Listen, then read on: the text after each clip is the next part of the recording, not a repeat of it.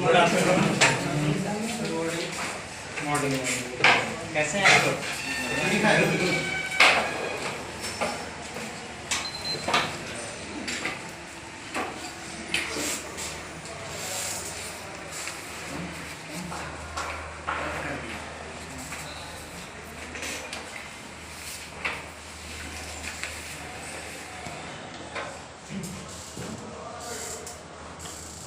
तो आज हम लोग ट्रेनिंग मेथोडोलॉजी का एक हम लोग प्रैक्टिकल कर रहे हैं और उस प्रैक्टिकल में हम लोग का एक पार्ट है। आज जो सभी का एक एक टॉपिक मिला हुआ है, उस टॉपिक में आज हमारा टॉपिक है counter thinking and counter coding.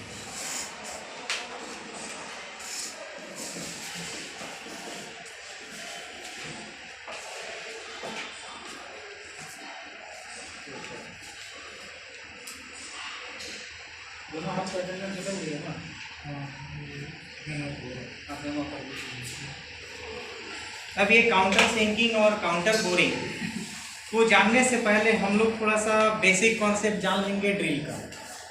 तो ड्रिल के बारे में आप लोग को पहले से ऑलरेडी पता है कि ड्रिल होता क्या है। तो ड्रिल के बारे में थोड़ा बताइए आप, राहुल जी, ड्रिल के बारे में बताइए कि ड्रिल होता क्या है। ड्रिल एक कटिंग टूल होता है जिससे हम लोग हॉल क्रिएट कर सकते हैं। अच्छा, तो हम कैसा होल क्रिएट करेंगे ड्रिल के द्वारा? सिलिंड्रिकल होल क्रिएट करेंगे, यानी हमारा एक सर्कुलर होल क्रिएट होगा। तो ड्रिल जब हम एक किसी वर्कपीस में जब उसको होल करते हैं तो उस होल को करने के लिए हमें किस चीज़ की जरूरत होगी? एक ड्रिल बीट की जरूरत होगी। तो एक ड्रिल बीट की जरूरत होगी। उस ड्रिल के माध्यम से हम लोग एक जो भी हमारा टास्क मिला हुआ है, जो भी वर्कपीस मिला हुआ है, उस जॉब में हम लोग क्या करेंगे? ड्रिलिंग कर लेंगे। अब ये ड्रिलिंग करने के बाद कुछ ऐसा एप्लीकेशन आया होगा कि इसके एजेस को, यानी इसका जो एंड है, उस एंड पे कुछ चैम्परिंग करने का आपके पास ऐसा एप्लीकेशन आया होगा। यानी मशीनिंग पार्ट जब मेकिंग कर रहे होंगे तो होगा कि दो पार्ट्स को जब ज्वाइन किया गया तो इसका सरफेस से सरफेस में कांटेक्ट बना रहे और उसके लिए स्क्रू का इस्तेमाल करते हैं। तब स्क्रू में आप देखे होंगे कि एक होता है पूरी तरह से हेडलेस स्क्रू होता है और एक होता है विथ हेडेड स्क्रू होता है। तो विथ हेडेड स्क्रू वाला में क्या होता है कि जो भी हेक्सागोनल बोल्ट वगैरह होता है वो सरफेस के ऊपर में कुछ हाइट तक वो रह जाता है, लेकिन उस हाइट को हटाया जाए और एकदम सरफेस का कांटेक्ट में अगर रखा जाए तो उसके लिए हम लोग को क्या करना पड़ा? या तो काउंटर सिंकिंग करना पड़ा या काउंटर बोरिंग करना पड़ा। तो इस ऑपरेशन से हमको क्या क्या मतलब सीखेंगे। तो अभी हम लोग इसका ऑब्जेक्टिव के बारे में जान लेते हैं कि इसका ऑब्जेक्टिव क्या है, क्यों हम इसका जरूरत पड़ा काउंटर सिंकिंग और काउंटर बोरिंग, क्यों नहीं हम लोग ड्रिलिंग तक ही करके छोड़ दिए थे।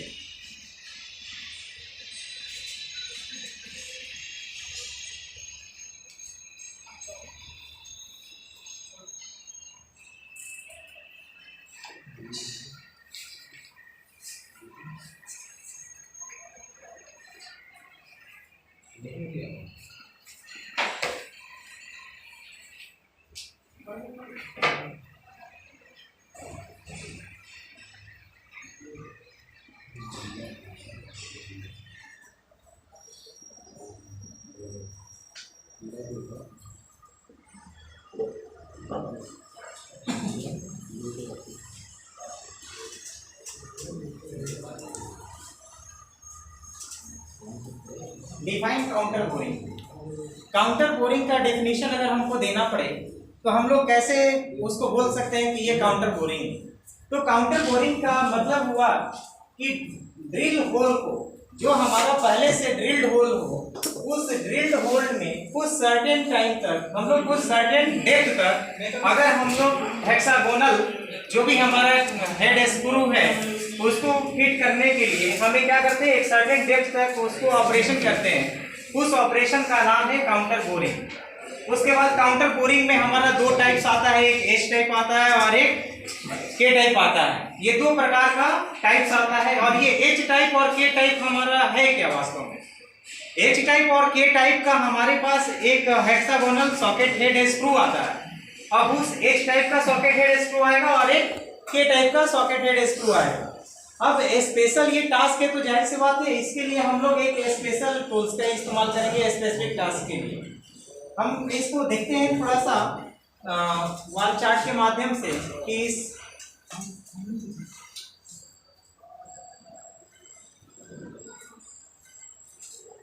यहाँ पे इस ड्राइंग में देखिएगा, यहाँ पे हमारा काउंटर बोरिंग टूल्स है। काउंटर बोरिंग टूल्स में ये मेरा वर्कपीस है। इस वर्कपीस में एक ऐसा जरूरत पड़ा कि हमको कुछ डेप्थ तक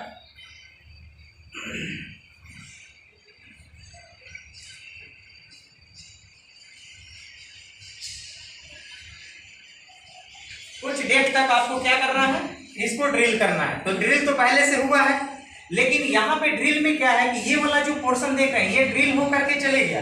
तो ड्रिल से हमको एक सर्कुलर होल मिला, जैसा कि इस वर्कपीस में हम लोग अभी थोड़ा देर पहले जाने थे कि यहाँ एक ड्रिल किए और इस ड्रिल के बाद का ऑपरेशन होता है काउंटर सिंकिंग और काउंटर बोरिंग। तो जब ये ड्रिल किया गया तो इसके द्वारा आपको कैसा दिख रहा होल, एक पूरी तरह से सर्कुलर होल दिख रहा है और जो इसका डायमीटर ऊपर में टॉप में वही डायमीटर इसका बॉटम तक है, यानी इसमें कोई भी प्रकार का अंतर नहीं है। लेकिन यहाँ पे आप क्या देख रहे हैं, यहाँ पे आप देख रहे हैं कि एक स्मॉल डायमीटर में होल है और एक बिग डायमीटर में होल है। तो ऐसा कुछ एप्लीकेशन इसका रहा होगा कि इसको करना पड़ा होगा। तो इससे क्या आपको बेनिफिट मिला कि इसमें जब भी आप नट बोल्ट को कसेंगे, इसमें जब भी बोल्ट लगाएंगे तो इसके ऊपर में इसका हेड रह जाएगा, इसके ऊपर में हेड रह जाएगा। कोई स्लाइडिंग पार्ट है और आपस में क्या हो रहा है, मूवमेंट कर रहा है। तो मूवमेंट कर रहा है तो ये बाधा उत्पन्न करेगा, ये उस स्लाइडिंग पार्ट को रोकने का काम करेगा। तो हम क्या किए, उस जगह पे उस जो बाधा उत्पन्न हो रहा था उसकी जगह पे हम लोगों ने क्या लगा दिया, एक ऐसा ऑपरेशन किया जिसको हम लोग काउंटर बोरिंग जानते हैं और काउंटर बोरिंग के माध्यम से इसको हम लोगों ने बोर कर लिया। अब ये काउंटर बोर करने के बाद इसके लिए जो स्क्रू आएगा वही काउंटर बोर हेड स्क्रू कहलाता है। अब ये काउंटर बोर का साइज अलग अलग आता है, ये काउंटर बोर का साइज हमारा स्क्रू के अकॉर्डिंग अलग अलग आएगा।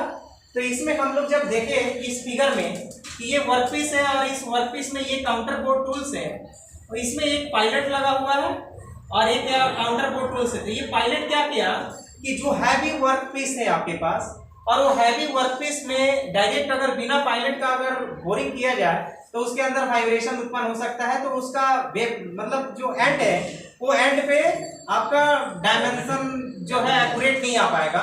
तो उसको स्थिरता को बनाए रखने के लिए हम लोग क्या लगा दिए, एक काउंटर बोर टूल्स के साथ एक पायलट को अटैच कर दिए हैं। तो ये पायलट उसको क्या करेगा, एक तरह से एक लाइन में रखने का प्रयास करेगा। अब हम लोग पढ़ते हैं काउंटर सिंकिंग के बारे में।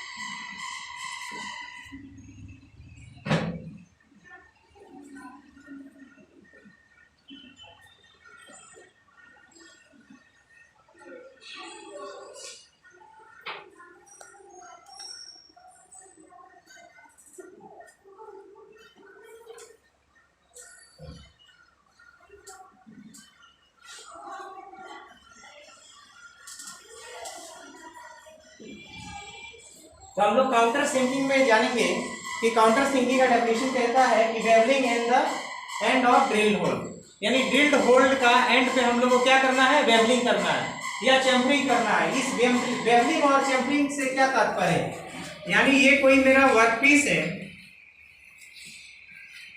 अब इस वर्क पीस में कुछ इस तरह का चैम्फर हुआ,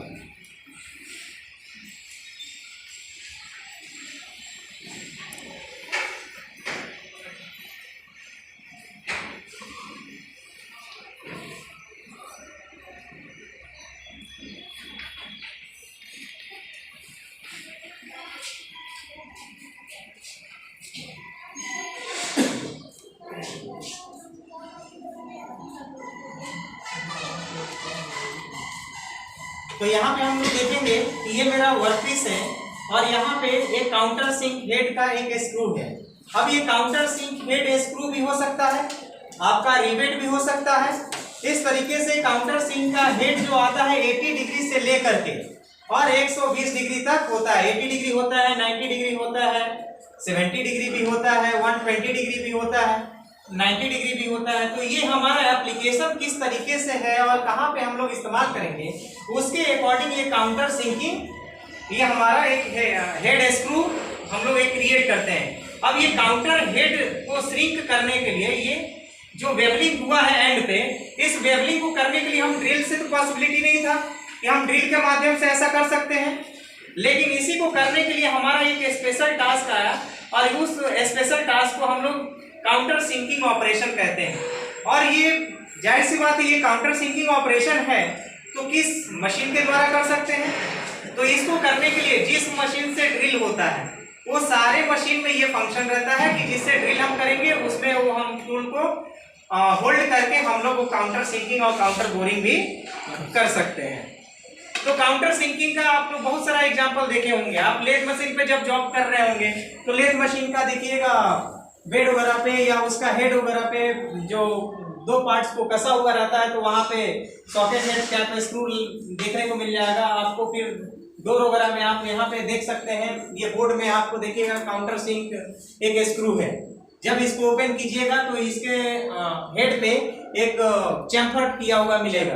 तो चैम्फर क्यों किया गया आपको अभी देखे होंगे तो इसका सरफेस से आपको लग रहा है कि एक स्मूथनेस आ रहा है, यानी सरफेस से पूरी तरह से कांटेक्ट में आ गया, सरफेस से बाहर गया नहीं। इस तरीके से हमारा कोई अगर एप्लीकेशन आता है तो उस एप्लीकेशन को फुलफिल करने के लिए हम काउंटर सिंकिंग ऑपरेशन करते हैं ताकि दो मेटिंग पार्ट्स आपस में जुड़े और जब भी कोई स्लाइडिंग वगैरह हो तो उसमें कोई अवरोधन ना हो। अब इसमें करने के लिए हमें कुछ सेफ्टी वगैरह का भी ध्यान रखना होता है कि जाहिर सी बात है ये ऑपरेशन है और ऑपरेशन है तो किसी ना किसी मशीन के माध्यम से होगा। अब मशीन के माध्यम से होगा तो हमें उस पर क्या ध्यान रखने की जरूरत है।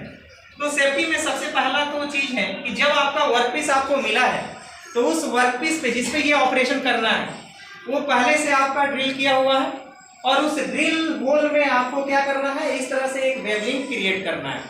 तो वेवलिंग क्रिएट करने के लिए हम वर्कपीस को एक सही पोजीशन पे उसको होल्ड करेंगे।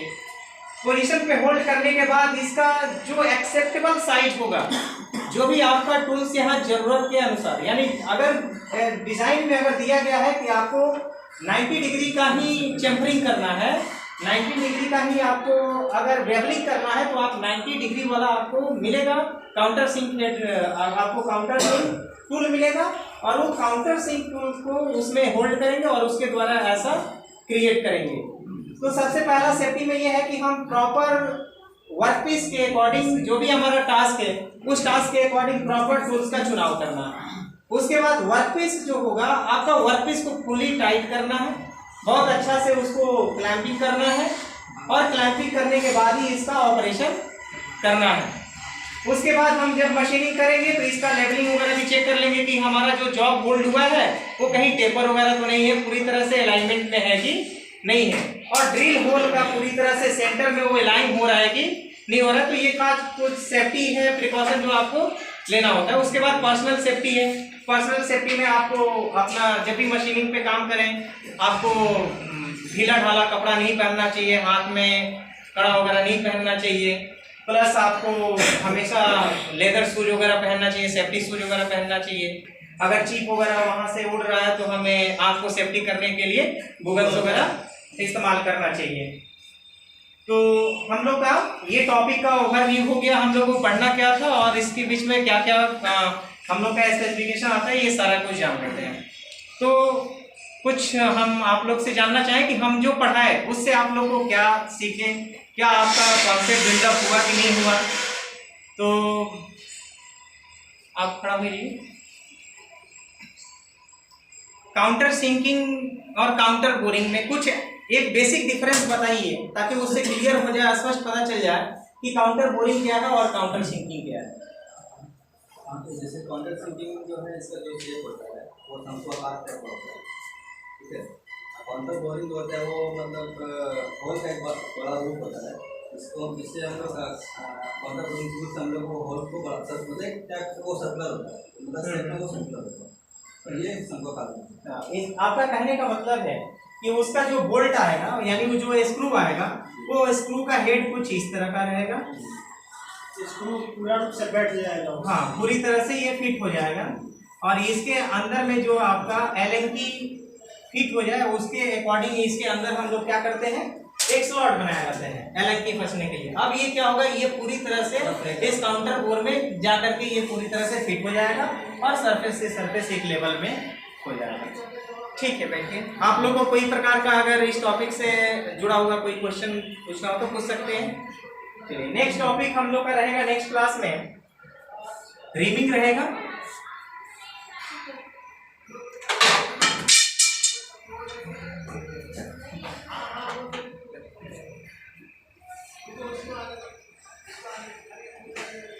नेक्स्ट क्लास में हम लोग रीमर पढ़ेंगे एंड इट्स टाइप। तो ये जब भी हम लोग नेक्स्ट क्लास में पढ़ने जाएंगे रीमर और इट्स टाइप्स के बारे में, तो इसका थोड़ा सा हम लोग इंट्रोडक्शन कर लेते हैं ताकि आप लोग घर से उसको रीमर को पढ़ करके आइएगा और उसका टाइप्स भी पढ़ लीजिएगा।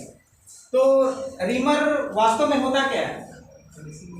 रीमर यानी जो भी हमारा ड्रिल होल किया हुआ है उस ड्रिल होल को और हमको हाई फिनिशिंग करने की आवश्यकता होती है, तो उस हाई फिनिशिंग को हम लोग रीमर टूल्स कहते हैं और उसी ऑपरेशन को रीमिंग कहते हैं। अब ये रीमर है तो रीमर से हम लोग क्या किए, होल के साइज को फिनिशिंग किए। वो कितना तक फिनिशिंग किए, तो रीमर का साइज हम लोग मैक्सिमम हम लोग कितना रखते हैं, 0.25 mm तक हम लोग उसको क्या कर सकते हैं, होल का साइज को इंक्रीज कर सकते हैं।